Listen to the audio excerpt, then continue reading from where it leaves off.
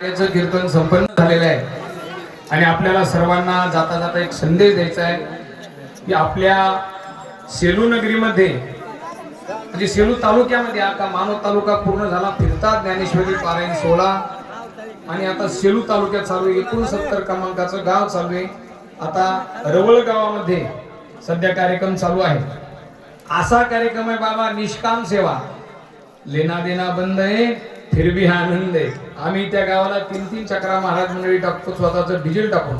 आता रवळ गावाला 200 महिला पारायणात असलेल्या आहेत आणि 100 पुरुष आहेत.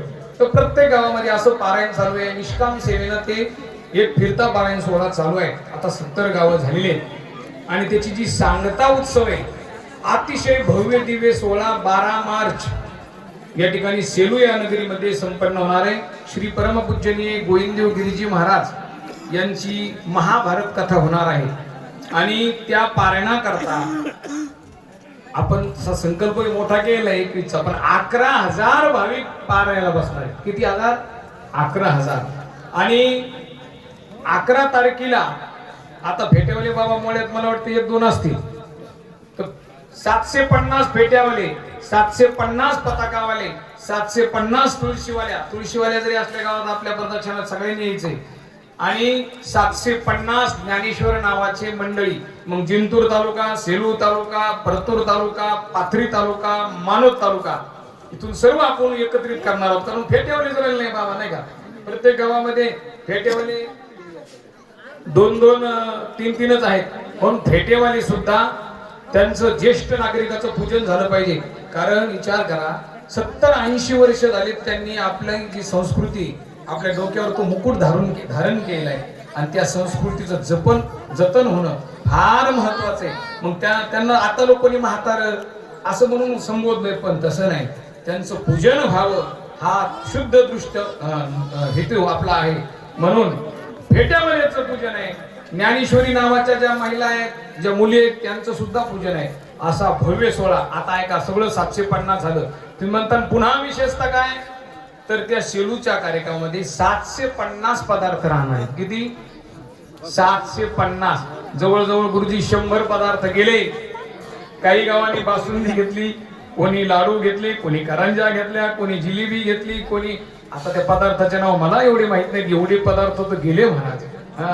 आपलं ते वाळूर म्हणले आम्ही गुलाबजामुन आणू, वाकीवाले म्हणले आम्ही आमचं 2,500 लिटर दूध जात आहे, आम्ही बासुंदी आणू. रोजचं शिवला असतंय वाकीवाल्यांचं दूध. धनेगाव आणि वाकी अनेक गावांनी वेगवेगळा उपक्रम. कोणी म्हणलं आम्ही भेंडोळे आणू, कोणी धपाटे आणू, कोणी म्हणले ते काय ओले लाडू नाहीत का ते गुळाचे, हातनूरवाले म्हणले आम्ही ट्रॅक्टर तेच आणू. आणि एक महिला म्हणली ज्ञानेश्वर महाराजाचा चमत्कार आहे महाराज, मी स्वतः एक ट्रॅक्टर भरून खव्याची एकदम प्युअर चक्की आणणार आहे. काय त्याचा सोहळा महाराज, असे 56 भोग माऊलीला रोजचे नैवेद्य लागणार आहेत. तुम्हाला आम्हाला सर्वांना त्या ठिकाणी प्रसाद होणार आहे. असा भव्य सोहळा परभणी जिल्ह्याच्या इतिहासात याच्या आधी कधी झाला नाही आणि याच्यानंतर आपल्यानंतर कधी होईल देव जाणे. म्हणून ह्या सोहळ्याला 12 मार्च ते 19 मार्च आपण सर्वांनी उपस्थित राहायचे. कथा आहे, मोठे मोठे महाराजांचे कीर्तन आहे. महाराज नामदेव शास्त्री भगवान गडकरी कुठंच तारीख देत नाहीत, त्यांनी सुद्धा ह्या सोहळ्यामध्ये तारीख दिली. आणि आपले छोटे कदम माऊली आहेत, संजय महाराज पाचपोर आहेत, असे दिग्गज महाराजांचे सुद्धा. आणि बघा तुम्ही म्हणता मग त्यांना काही मान नाही का? अजिबात नाही. त्यांनी सुद्धा ठरवलं, तुम्ही एवढं निष्काम सेवा करता, डिझेल टाकून गावाला जाता, फिरता, प्रत्येक गावाला नारळ द्यायला हजर, सोहळ्याला हजर. मग महाराज लोक सुद्धा म्हणले आम्ही सुद्धा आमचं स्वतःच डिझेल टाकून कीर्तन सेवेला येऊ. आता जे काही पुन्हा विना देणगी पावती बुक नसणारा सप्ताह आहे. आता हे विशेष आहे. तुम्ही म्हणता महाराज पट्ट्या मागायचं का? बिलकुल नाही. 1 रुपया कोणी देणगी द्यायचं काम नाही. मग हे कसं होणार? ते ज्ञानेश्वर महाराज करणार, ते बरोबर यजमान लावून देणार. धनिक लोकांना त्या ठिकाणी कोणी मंडप घेऊन वगैरे आपण त्यांना देऊन टाकू, परंतु आपल्याला फक्त सर्वांना सेवा करायची. म्हणून सर्वांनी त्या कार्यक्रमाला उपस्थित राहा.